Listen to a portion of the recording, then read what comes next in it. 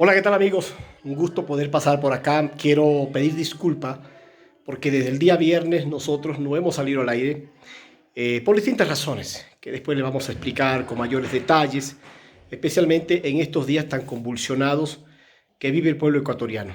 Una situación bastante lamentable, lo que viene ocurriendo, tal como lo habíamos dicho en alguna oportunidad.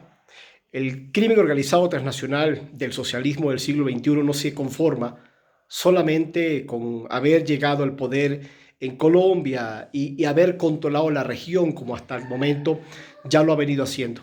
Ahora la desestabilización, como operaron en Chile, como operaron con las protestas en Colombia, ahora sigue especialmente para Ecuador.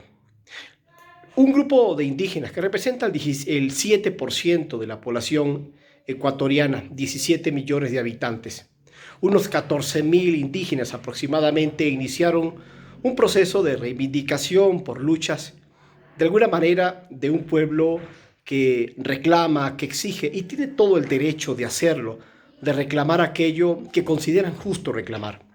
No obstante, lo que vino como una protesta pacífica se convirtió en una especie de infiltración por parte del correísmo, por parte de los grupos que ya conocemos como han operado en Chile y en Colombia. Vandalismo, destrucción de las calles de Quito, cómo han atacado los centros comerciales, las vidrieras. Lógicamente, atacando de esa forma la fuerza pública, se ha visto en la obligación de tener que hacer respetar y hacer y respaldar la seguridad de los ciudadanos, ya que la CONAIE, que es el grupo de representación que dirige el señor Isa, uno de los indígenas que de alguna manera lleva la bandera al frente, no puede hacerse responsable de los infiltrados del correísmo. Correísmo que de alguna manera ha llevado al colapso, a un estado de profunda crisis en este momento en el Ecuador. Lo que se convirtió en la lucha de 10 puntos, ya dejó de ser la lucha de 10 puntos, sino que pasó a ser después en tienes que irte del poder, Lazo. Los asambleístas que forman parte del grupo de Lazo en el Parlamento ecuatoriano han exigido la destitución del presidente. Curiosamente llevan 3 días en discusión, en debate, mientras apenas logran tener unas 46 votos para poder sacar al presidente Guillermo Lazo o la destitución del presidente Lazo. Se necesitan 92 curules o 92 votos para poder sacar al presidente. No obstante, durante 3 días llama mucho la atención que la participación de un asambleísta en el debate es de 5 minutos, pero dura 25 minutos. Y durante todos estos días, los demás asambleístas han recibido amenazas de que si no votan a favor de la destitución de Guillermo Lazo, pues van a quedar como traición a los ecuatorianos, pero también van a quedar y han sido amenazados hasta el momento. Muchos de ellos ya han hablado abiertamente de las amenazas que han recibido. Es decir, el día de hoy se está debatiendo en el Parlamento la destitución del presidente, pero pregunto yo, el resultado final con el chantaje y la amenaza a tantos asambleístas, el resultado va a ser transparente, el aceptado por todos los ecuatorianos. Y esto es lo que de alguna manera ha venido ocurriendo durante estos últimos días, que ciertamente han sido de profunda tensión. Me recuerda mucho a Venezuela el cierre de calles, el desabastecimiento, lo que se llama aquí una cubeta de huevos, que es un cartón de huevo en Venezuela, pasó a costar 7 a 8 dólares.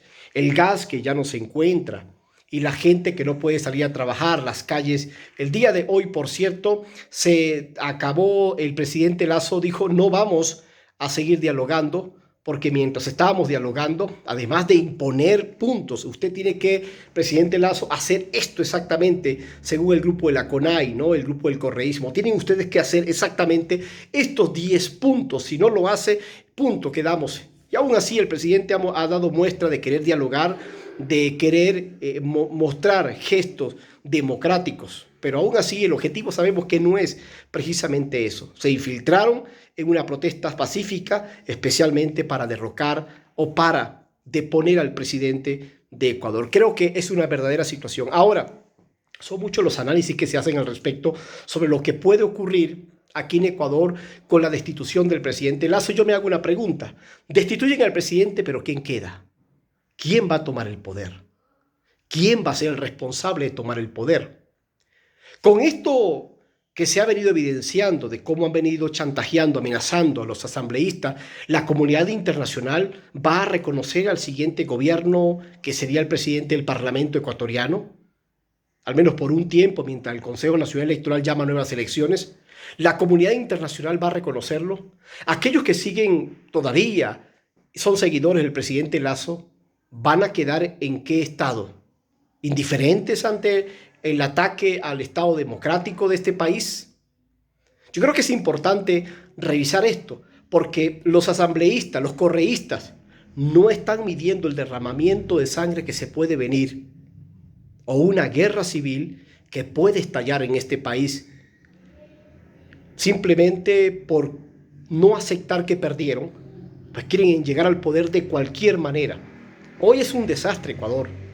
Hoy las ciudades están desabastecidas.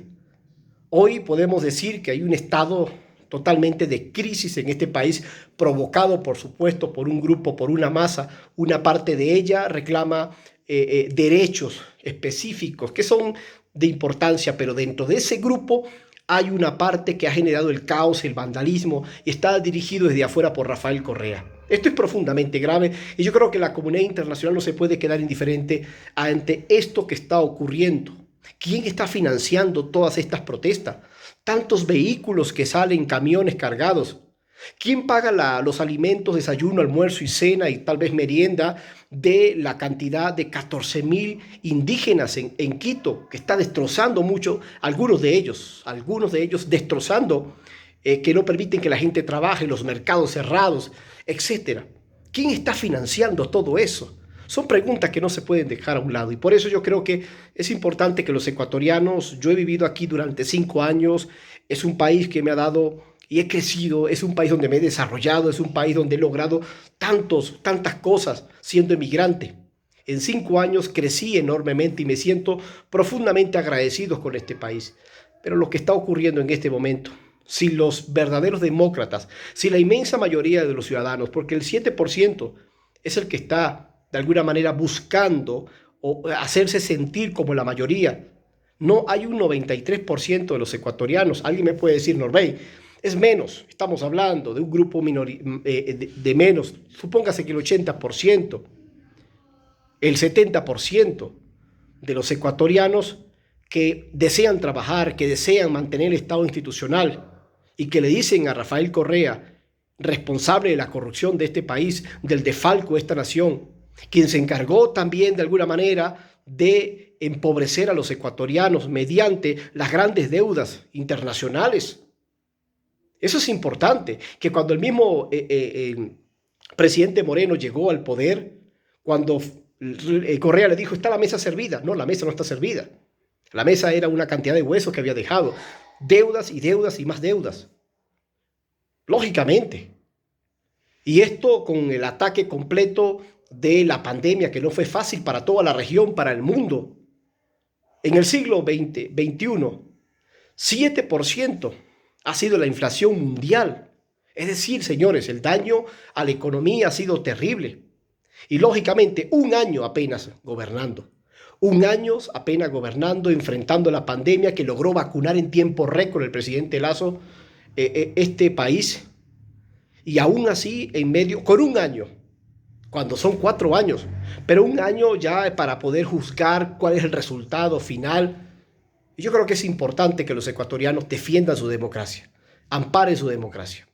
Y lo digo porque he vivido, porque conozco, porque estoy en este país, porque me duele lo que está pasando, porque es una situación profundamente lamentable. Quería comunicarme con ustedes. Por supuesto, he estado muy ausente, se entenderán el contexto de lo que está ocurriendo en este país.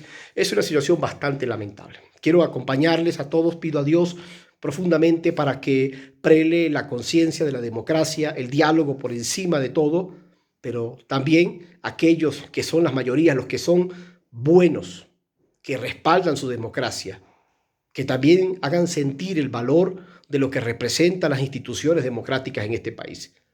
Así es que el Foro de Sao Paulo en este momento está haciendo todos los esfuerzos, me decía un analista. Norbey, en este momento ya ha logrado Petro el poder en Colombia. Ahora todos están concentrados, no importa la cantidad que pueda eso significar económicamente porque manejan mucho dinero de la corrupción y del narcotráfico. Ahorita todos están concentrados en cómo lograr destruir la democracia ecuatoriana. Como le dije al principio, si sale el presidente Lazo, ¿quién está disponible? Y el que va a venir, por ejemplo, si Issa estuviera en el poder, ¿resolvería los problemas esenciales de los ecuatorianos? ¿Acabaría con la pobreza? ¿Destruiría de inmediato los problemas esenciales, reales de los ciudadanos? Cuidado con el populismo, que hace mucho daño. Desde afuera, desde la mirada de soslayo, se pueden hacer milagros, pero otra cosa es tener el control, el poder en la mano y de alguna manera enfrentarse a todo un proceso de gobierno. Creo que es importante prelar el diálogo, la conciencia democrática y pedirle a Dios profundamente para que esto se pueda restablecer, porque de lo contrario lo que estamos viendo es un pueblo que está sufriendo y que su crisis, si era grave, ahora es peor, precisamente porque esto lo que ha causado es peor crisis para todos los ecuatorianos. Nos vemos, yo soy Norbert Marín. Nos seguiremos viendo durante esta semana con algunas dificultades para transmitir, pero vamos a seguir trabajando en nuestra plataforma y pedirle disculpas por esos días de ausencia. Nos vemos. Dios siempre con nosotros.